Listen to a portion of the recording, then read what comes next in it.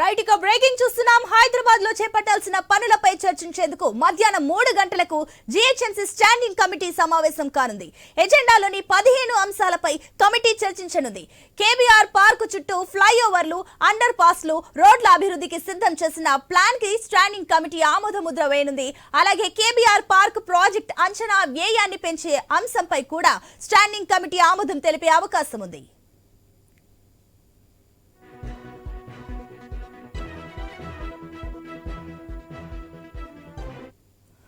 ఇదే అంశానికి సంబంధించి మరిన్ని డీటెయిల్స్ మా కరెస్పాండెంట్ ఏవై స్వామి అందిస్తారు. స్వామి, దీనికి సంబంధించిన డీటెయిల్స్ ఏంటి? సమావేశం 3 గంటలకు జరగబోతుంది. జిహెచ్ఎంసీ మేయర్ గద్వాల విజయలక్ష్మి, అదేవిధంగా డిప్యూటీ మేయర్ మోతూరు శ్రీలత నేతృత్వంలో ఇలంబత్రి ఈ సమావేశానికి హాజరు కానున్నారు.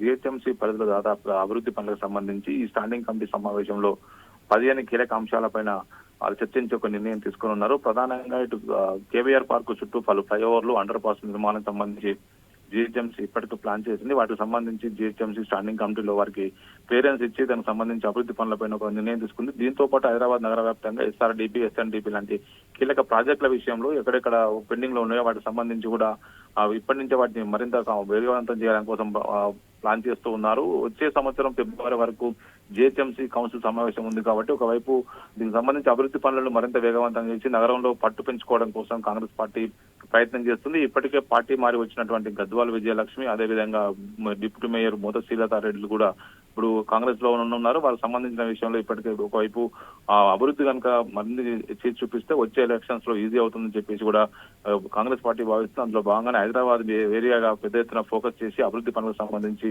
మరింతగా దూకుడుగా ముందుకు తీసుకెళ్లాలని చెప్పి భావిస్తున్నారు. అందులో భాగంగా కీలకంగా ఉన్నటువంటి ట్రాఫిక్ ఇష్యూస్ కావచ్చు, మరోవైపు ఫ్లైఓవర్లు, మరోవైపు ఇతర అంశాలకు సంబంధించి వాటిని కంప్లీట్ చేయాలని చెప్పి భావిస్తున్నారు. ఒకవైపు హైదరాబాద్ కోర్ ఏరియాలో ఉన్నటువంటి ఇప్పుడు కేబీఆర్ పార్క్, కాసు బ్రహ్మానంద పార్క్ చుట్టుపక్కల కూడా మొత్తం ట్రాఫిక్ కంజంక్షన్ ఏర్పడుతుంది. దీనికి సంబంధించి వివిధ ఫ్లైఓవర్లు, మరోవిధంగా అండర్ పాస్ నిర్మాణానికి సంబంధించి ఈ స్టాండింగ్ కమిటీ సమావేశంలో 15 అంశాలపై చర్చించి ఒక నిర్ణయం తీసుకోబోతున్నారు.